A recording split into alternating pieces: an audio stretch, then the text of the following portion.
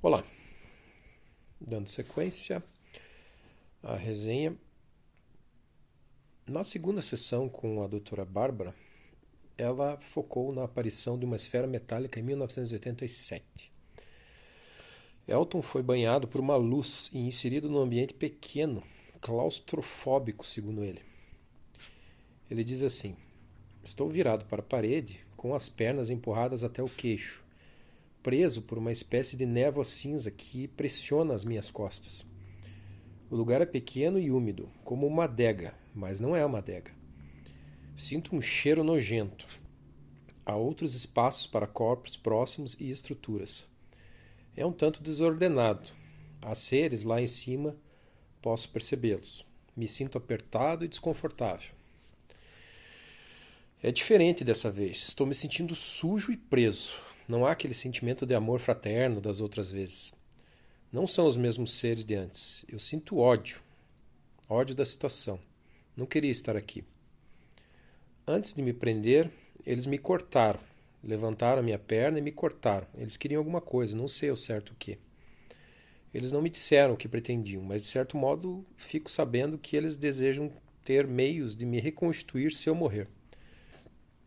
No retorno a Oklahoma, pela primeira vez passamos a considerar a possibilidade de que aquilo tudo fosse real, e não algum episódio psicológico, imaginativo de alucinação. Na sessão seguinte, a investigação pretendeu esclarecer as dores de cabeça de Elton. Ele discutia com colegas que disseram ter visto um disco voador pousado num local próximo da escola quando criança, que ele achava uma afirmação ridícula. O local era próximo à escola e eles quiseram me levar lá depois da aula, mas eu não vi nada. Quando me aproximei, tudo apagou. Quando voltei para casa, não sabia o que tinha acontecido. O meu nariz doía e pensei que havia quebrado. A doutora Bárbara, então, insistiu que Elton descrevesse o que vira antes de desmaiar, mas ele se recusava, dizia que não deveria relatar nada. Com alguma dificuldade, tendo que usar de algumas estratégias hipnóticas, a doutora finalmente conseguiu que ele dissesse que vira 3 seres que o levaram, e o amigo Bill, para uma nave. Ele disse então que introduziram algo no seu nariz por meio de um instrumento pontudo e tinha sido muito dolorosa a inserção daquilo. Até que chegou no seu cérebro, fazendo um estalo. Foi como se houvessem rompido uma membrana lá dentro. Mesmo com a doutora Bárbara cuidadosamente lhe sugerindo a ausência de dor, as expressões faciais dele eram assustadoras e comoventes. No relato seguinte, Elton passava a noite na casa de seu amigo Bill e se lembrou de ter olhado pela janela do quarto por algum motivo. De repente, se viu de volta a bordo da mesma nave onde fizera o exame nasal. Dessa vez, estava deitado em uma mesa, depois de ter sido obrigado a beber um líquido com cheiro de canela. Uma mulher muito branca, de cabelos brancos, caminhou em sua direção. Ela parecia gentil, mas fez sexo com ele, indo embora logo após. O ser mais velho estava na sala observando, e a doutora Bárbara quis saber o porquê. Elton disse que ele era o seu mentor, uma espécie de professor. Eles me procuraram por algum tempo e insistiram para que eu concordasse em cumprir a missão que eles tinham. Em dezembro de 1966, Elton detalhou o episódio envolvendo a sua então noiva do primeiro casamento. Ele estacionou seu carro num local deserto à noite, onde podiam namorar à vontade, apreciando as estrelas. Mas de repente ouviram passos e ele tentou dar partida, sem sucesso. Sob hipnose, ele se recordou de ambos abrindo as portas para tentar correr e serem compelidos a esperar na frente do carro, imóveis, por alguém que os vinha buscar. Era irresistível e Elton estava descalço, sentindo areia nos pés. Então, 4 figuras escuras se aproximaram. Esses seres eram mais altos que os Greys, totalmente escuros e um tanto assustadores. Ele sentia ansiedade, os batimentos cardíacos acelerados e um calor imenso. Os seres não pareciam interessados nele, Elton, né? Eles queriam ela. A levaram junto e eu permaneço paralisado na frente do carro com o motor ainda quente. Os seres só retornaram com ela 2 horas depois. Os colocaram no carro e eles despertaram do transe lembrando que escutavam passos e precisavam sair dali. As 2 horas atrasadas custaram longas explicações aos pais dela. Depois de sair do transe, Elton parecia mais aliviado, mas eu estava nervosa, tremendo. Aqui é a doutora Turner falando, né? Não conseguia acender e segurar um cigarro sequer. Temia que aquilo pudesse se estender a mim e desejava desesperadamente que Elton me viesse dizer que era tudo coisa da imaginação dele. Numa noite, estávamos visitando um amigo de Elton que entrara para a reserva militar devido a um problema cardíaco. E no meio da noite senti um desejo irresistível de sair para tomar um ar. Eles quiseram me acompanhar e testemunhamos os 3 flashes de luz em nossa direção, como sinais vindos do céu ao norte. A luz zigue-zagueou e piscou por um tempo, até que permaneceu estacionária. E então, o feixe, que era fino, começou a engrossar e vimos o que parecia uma torta voadora de onde saía a luz se aproximando. Corremos todos assustados para dentro da casa e cheguei ao ponto da histeria, com Elton me recompondo. O amigo dele, James, disse que nunca tinha visto algo assim e precisaria rever seus conceitos. Decidimos dormir por ali mesmo, mas Elton foi o único que conseguiu fechar os olhos naquela noite. Jack, assim como eu, estava preocupado demais para poder dormir. No outro dia, acordei com 3 marcas no braço formando um triângulo, como se fossem de injeções hipodérmicas. Ao redor, a pele estava descolorida, como se tivesse sido afetada a sua melatonina. Eu não tinha memória consciente de nenhum evento estranho, senão alguns ruídos de madrugada pela casa, algo que já estava acostumado. Comentei com a doutora Bárbara a respeito e ela me disse ter ouvido relatos de marcas semelhantes em abduzidos. Aquilo me assustou e procurei ler livros a respeito. Combinamos, eu, Elton, uma amiga antiga e Jack, de ir a um evento da MUFON com John Lear, ex-piloto da CIA e filho de Bill Lear, o criador do famoso avião Learjet. A palestra foi muito interessante e o que mais nos chocou a todos foi a afirmação do envolvimento governamental americano em muitas das abduções ocorrendo no nosso solo. Segundo ele, haviam bases secretas por todo o país onde os alienígenas estavam realizando uma variedade de experimentos bizarros, incluindo o cruzamento com humanos. A invasão deles já era uma realidade. O governo americano havia feito um acordo com eles, permitindo sequestros supervisionados em troca de tecnologia avançada. Mas eles nos haviam enganado. Enquanto nos transferiram muito pouca tecnologia e coisa útil, os alienígenas vinham expandindo suas abduções muito além do acordo, e agora o governo se via num sério dilema de não poder alertar a população após tantos anos acobertando o fenômeno e agindo fora da Constituição. Tudo aquilo era surpreendente, mas ainda parecia muito extravagante para as minhas crenças pessoais. Por muito tempo, ainda tentei fingir que era tudo fruto da imaginação. Devíamos estar reagindo de forma exagerada, tendo visões coletivas, disse a mim mesmo, pretendendo esquecer que estaríamos sendo vigiados por alienígenas ou agentes de governo. A lógica convencional apontava para o absurdo daquelas experiências, que não podiam ser de fato reais. Eu, na verdade, desejava mais que tudo que aquilo não fosse verdade. As experiências individuais eram mais fáceis de jogar para baixo do tapete, mas a nave que vi com Elton e Jack era mais difícil de descartar como algo ilusório.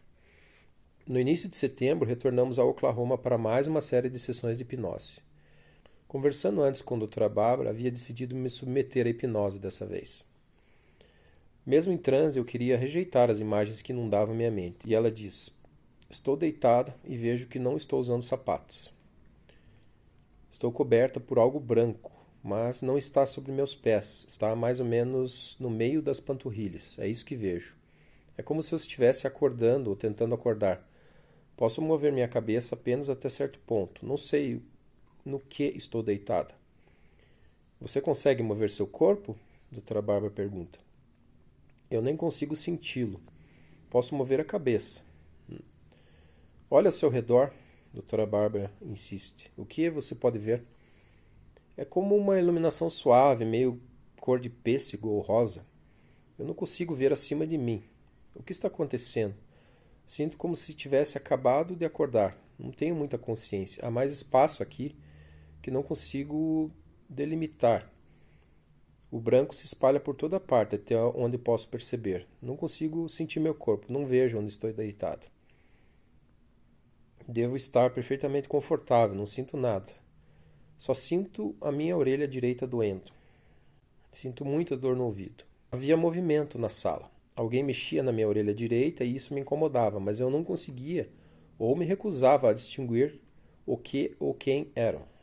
Pedi então para sair do transe e a doutora Bárbara achou prudente parar por ali mesmo a minha primeira sessão. Ainda estava muito relutante de aceitar minhas próprias declarações como memória. Tendia a culpar os livros que andei lendo desde o avistamento do OVNI. Em muitas noites estava ouvindo vozes, mas eu tentava abstrair, dormindo com aquilo na cabeça. Encontramos com James e ele nos disse coisas estranhas que estavam acontecendo com ele e a sua família.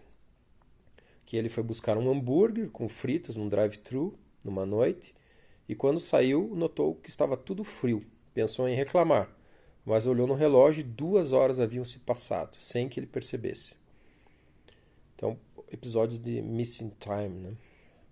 Numa ocasião, seu sofá começou a girar com ele em cima.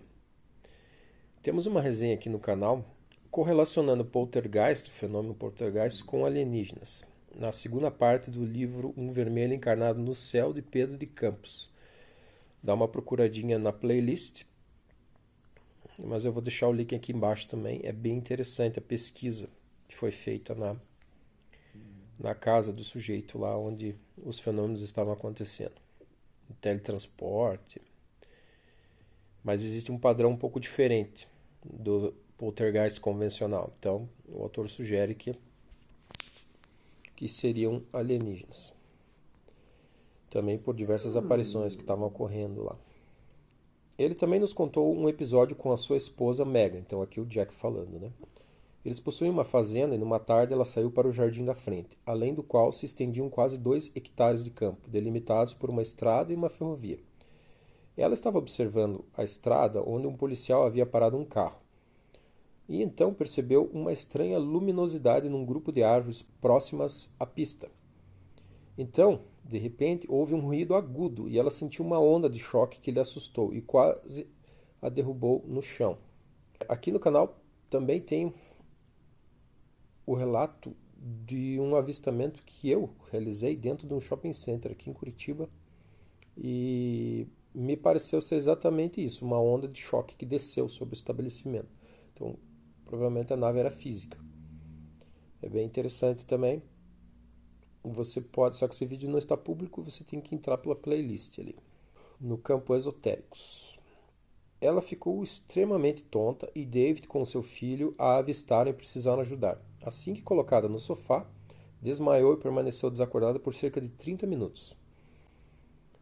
Aí a doutora Turner falando. Numa noite a cama começou a tremer freneticamente e eu não conseguia me mexer. Comecei a orar até que aquilo tudo cessasse.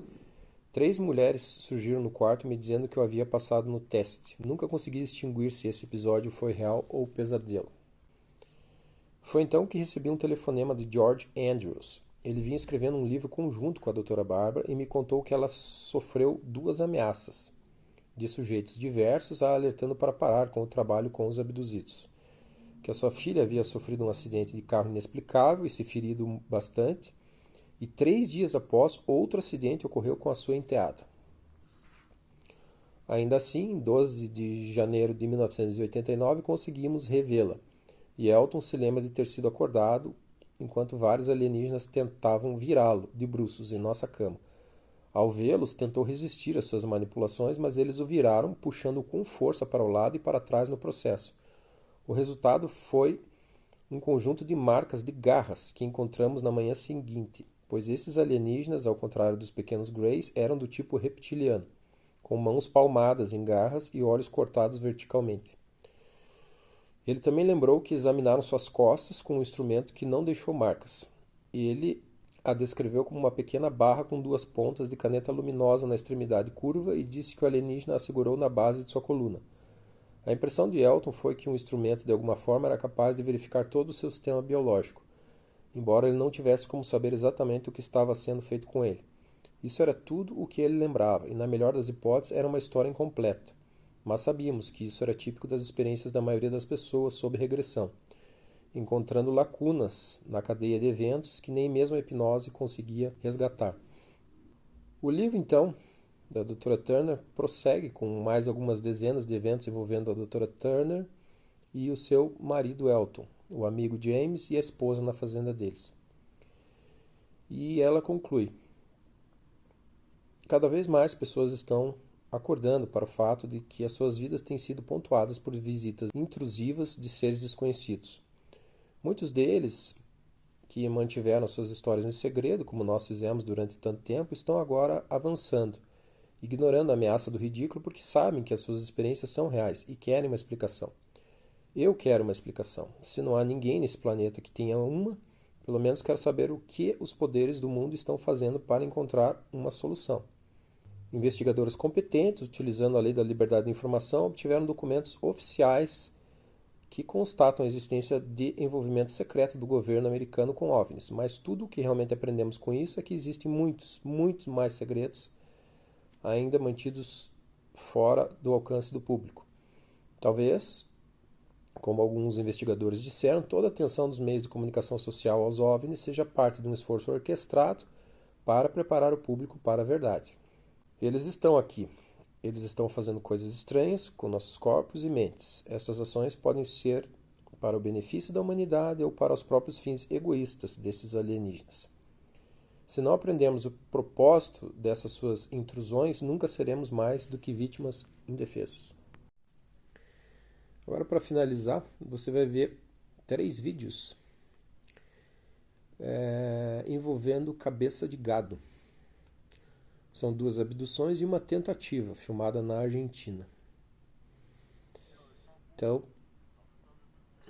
primeiro vídeo. Você pode notar que é uma espécie de entrevista ou um vídeo documentário feito na fazenda, né? E isso assustou bastante o cameraman, né, que estava filmando a situação. Aí na segunda